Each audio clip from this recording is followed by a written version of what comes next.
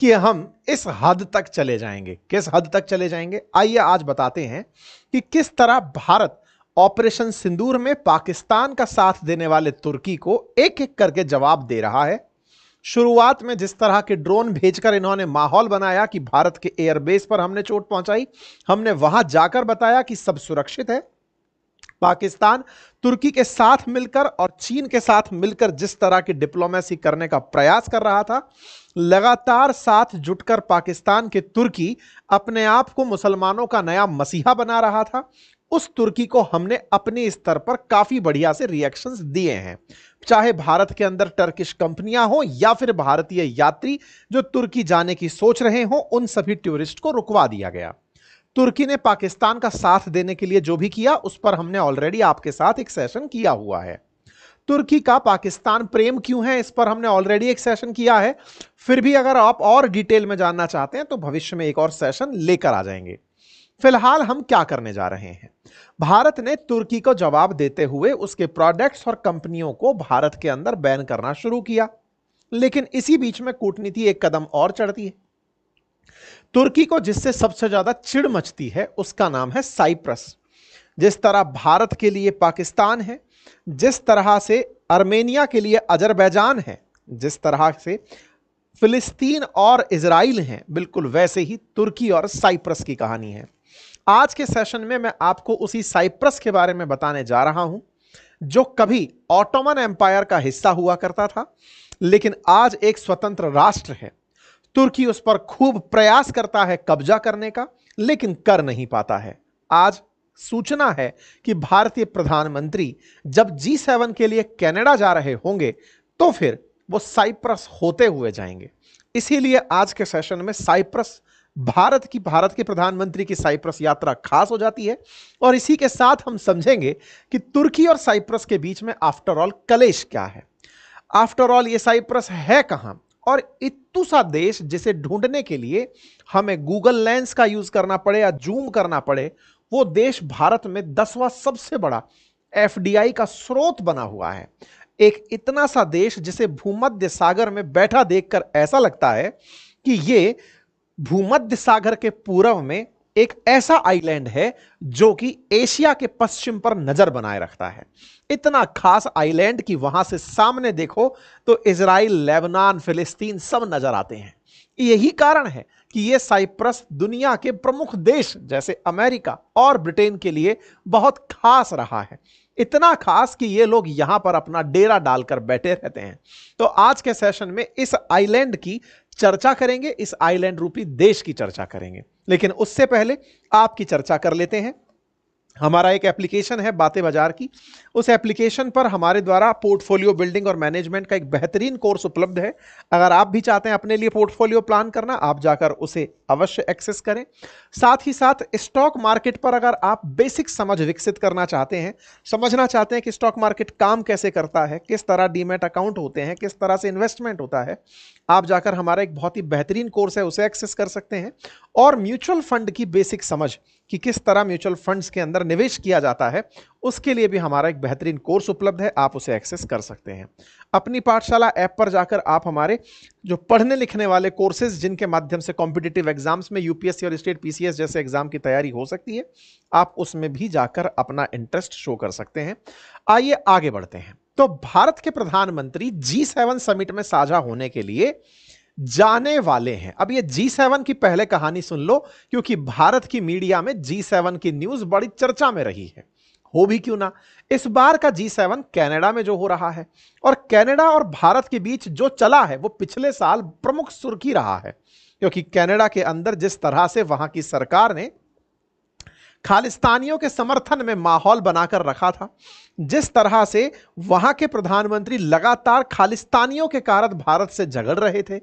फिलहाल वो प्रधानमंत्री वहां पर नहीं बचे, लेकिन भारत की कनाडा यात्रा तय हो गई है। आज उसी G7 की चर्चा भी थोड़ी सी कर ली जाए, जिस G7 से यह कहा जा रहा था या ये उम्मीद की जा रही थी कि संभवतया भारत को उसमें इनवाइट नहीं किया जाएगा क्योंकि वो कनाडा में होस्ट हो रहा है। मेरे प्यारे साथियों, दुनिया में सबसे पैसे वाले देशों के अगर समूहों को नाम दिया जाए तो ब्रॉड लेवल पर उसे G20 में समाहित किया जाता है।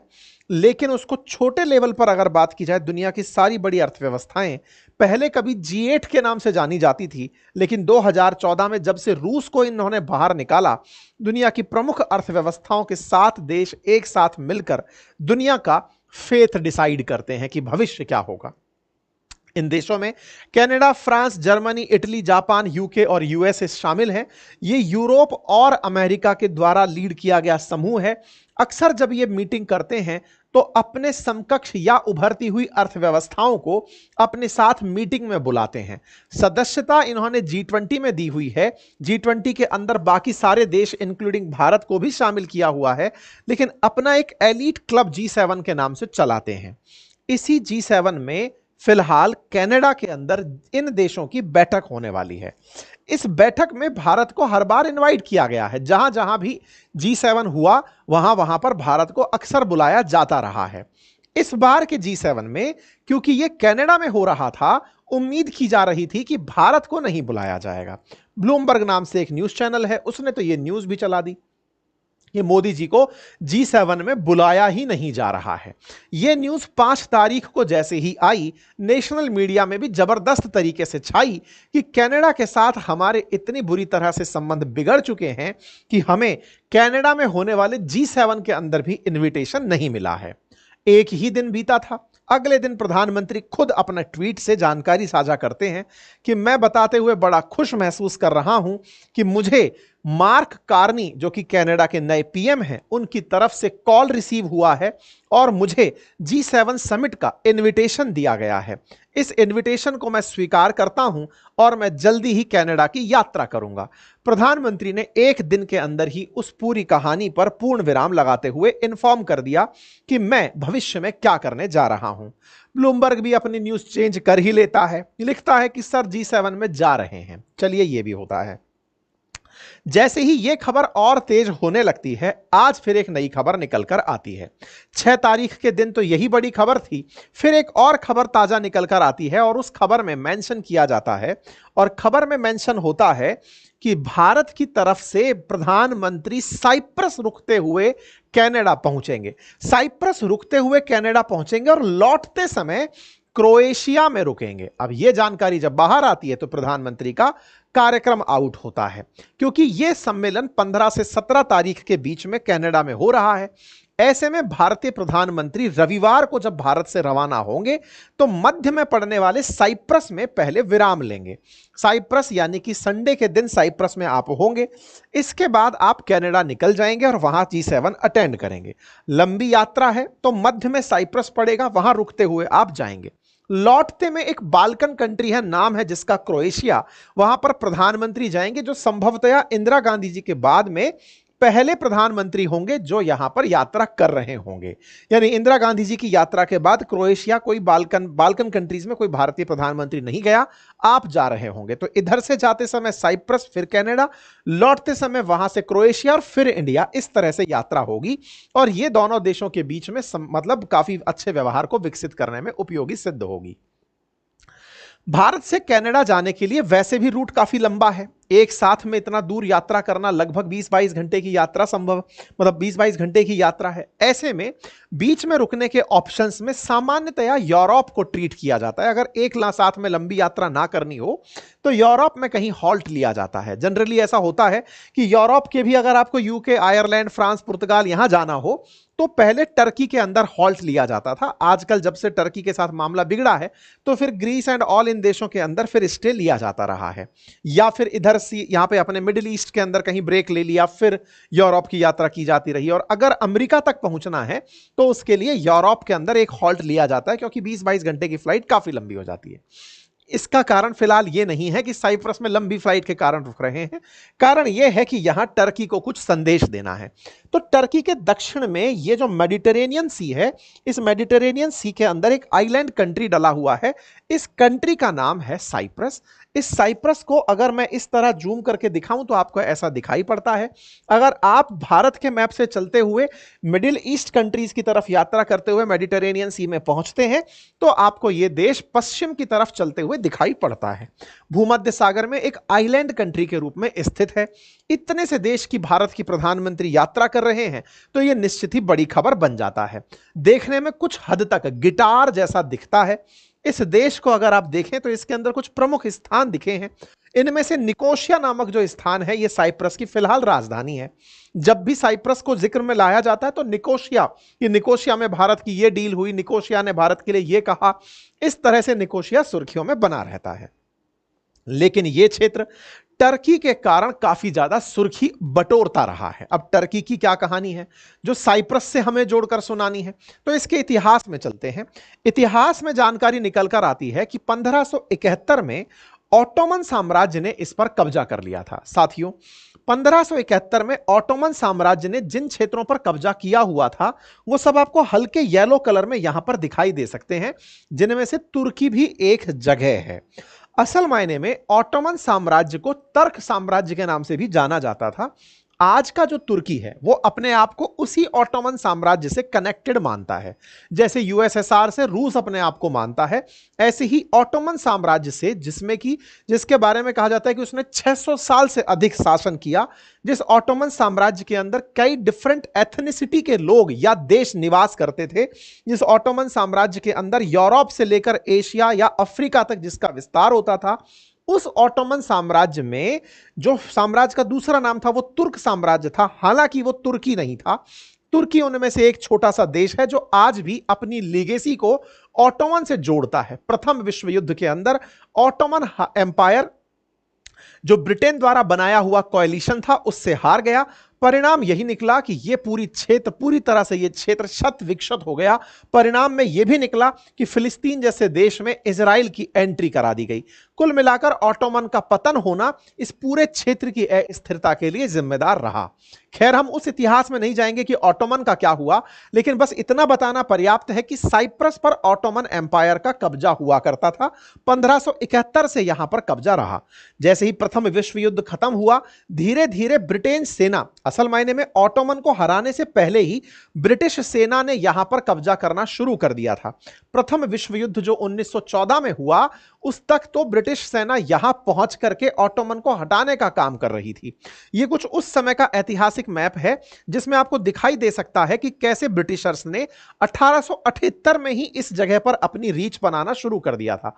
देखिए, ब्रिटिशर्स की कहानी बड़ी स्पष्ट थी और वो ये थी कि ये लोग उन समुद्री क्षेत्रों में से यात्रा करते समय जहां से पानी के माध्यम से व्यापार हो रहा है और आइलैंड बीच में है, उन प्रमुख स्थानों पर कब्जा कर लिया करते थे ताकि इनकी नाविकों को वहां रुकने की इजाजत मिल सके।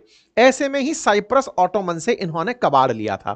खैर, इन लोगों के बीच में एक एग्रीमेंट भी हो रखा था कि ऑटोमन से जिसको साइप्रस कन्वेंशन के नाम से जाना जाता है, कि ग्रेट ब्रिटेन को साइप्रस जो है वो ऑटोमन एम्पायर से मिला हुआ है। इस तरह की बातें कही जाती थी कि इनके बीच में एक डील हो रखी थी जो कि 1878 में हुई थी। 1878 में हुई इस डील के चलते ब्रिटिशर्स ने साइप्रस पर कब्जा किया हुआ था। लेकिन सेकंड विश्व युद्ध में जीत कर भी हारा हुआ ब्रिटेन, जिसने दुनिया के जिन जिन देशों पर कब्जा किया हुआ था उन सभी को छोड़ने का निर्णय लिया। जीतकर भी हारा ब्रिटेन, ध्यान से समझिएगा, क्योंकि जर्मनी को हरा करके ये लोग सोच तो रहे थे कि हम जीत चुके हैं, लेकिन ये बहुत बुरी तरह कर्ज में जा चुके थे। परिणाम निकला, इस दुनिया को एक नए लीडर के रूप में अमेरिका मिला। ब्रिटेन जीतकर भी हार चुका था क्योंकि इसके सारे के सारे उपनिवेश इससे आजाद होने के लिए सज्ज थे, और उसी क्रोनोलॉजी में आजाद होने पहुंचा सन 1960 में साइप्रस। 1878 से चला आ रहा ब्रिटिश साम्राज्य 1960 में जाकर के यहां से अंत हुआ और एक नए देश का जन्म हुआ। जैसे ही इस नए देश का जन्म हुआ, किसी का दिमाग दौड़ा और वो था तुर्की। दिमाग उसका यह दौड़ा कि जैसे ही ब्रिटिशर्स यहां से गए, तत्काल प्रभाव से जाकर मैं साइप्रस पर कब्जा कर लेता हूं और इस जगह पर अपना शासन पुराना वाला स्थापित कर लेता हूं, क्योंकि ब्रिटिशर्स यहां से जा रहे हैं। इस सोच के साथ उसने यहां पर हमले की प्लानिंग 1970s में की और वो इस प्लानिंग में कामयाब भी हुआ।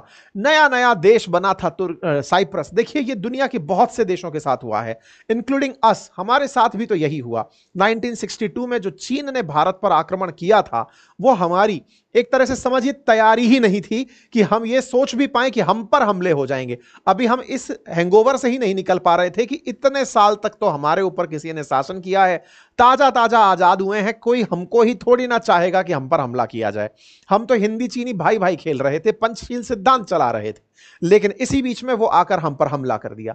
साइप्रस के भी हाल कुछ ऐसे ही रहे। 1960 में आजादी मिली, छोटू सा देश, ना कोई डिफेंस, ना कोई एक्सपोर्ट और ना ही कोई इसके पास डिप्लोमेटिक रीच। लेकिन इस बीच में तुर्की, जो कि लंबे समय से इस पूरी जगह पर नजर बनाए हुए था, इसने यहां पर हमला करने का प्लान किया। इसी बीच में होता यह है कि 1974 में साइप्रस, जैसे इंडिया के लोगों को इंडियन कहा जाता है, ऐसे साइप्रस के लोगों को साइप्रियाट कहा जाता है ना।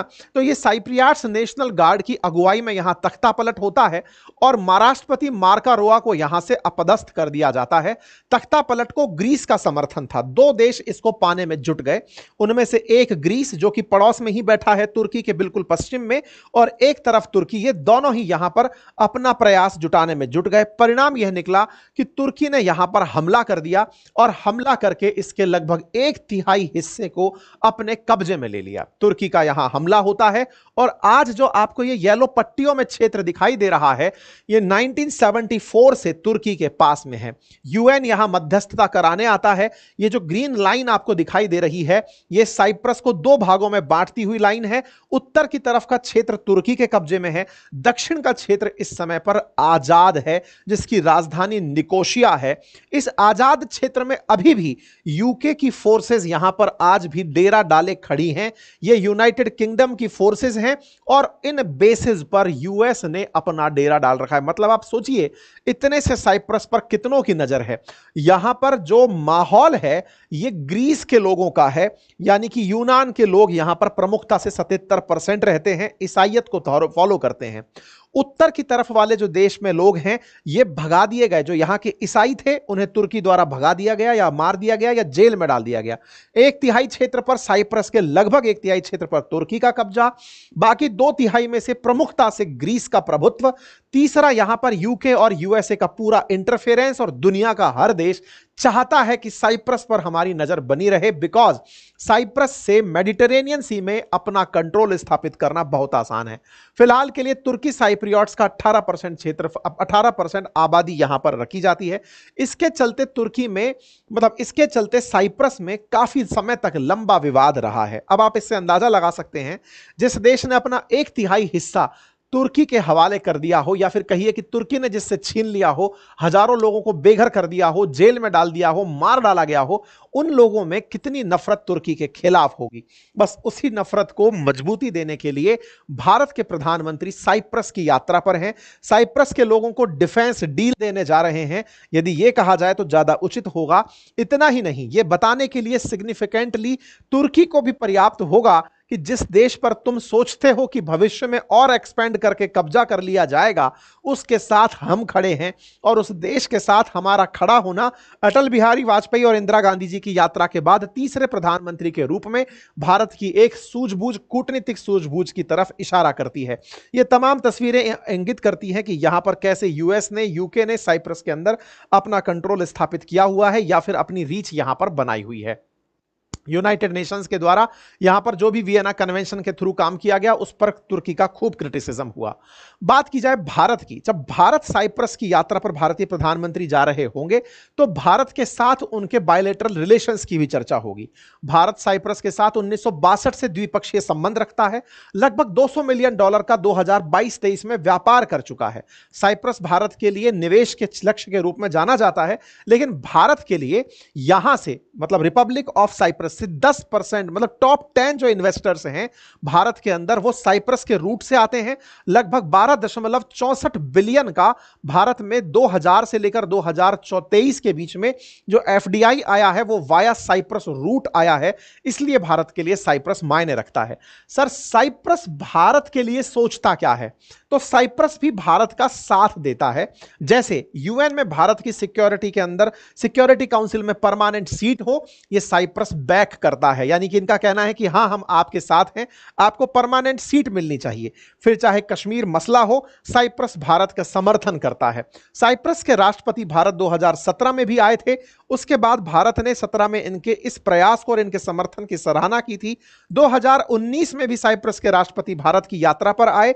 इसके साथ साथ इसी बीच में यूएस ने साइप्रस के ऊपर लगे हुए हथियार के प्रतिबंध हटा करके इसे तुर्की के सामने लाकर भी ताजा ताजा ही खड़ा किया। वर्ष 2022 में साइप्रस पर यह सोच करके कि यहां पर दंगे भड़क सकते हैं, तुर्की के खिलाफ हमला बोल सकते हैं, लेकिन 2022 में यूएस ने साइप्रस के ऊपर लगा आर्म एम्बार्गो कि हथियार तुम खरीद सकते हो, यह परमिशन उन्हें ग्रांट कर दी। साइप्रस आर्म एम्बार्गो से मुक्त हुआ और तुर्की के सामने खड़ा हुआ, जिससे तुर्की आग बबूला हो गया।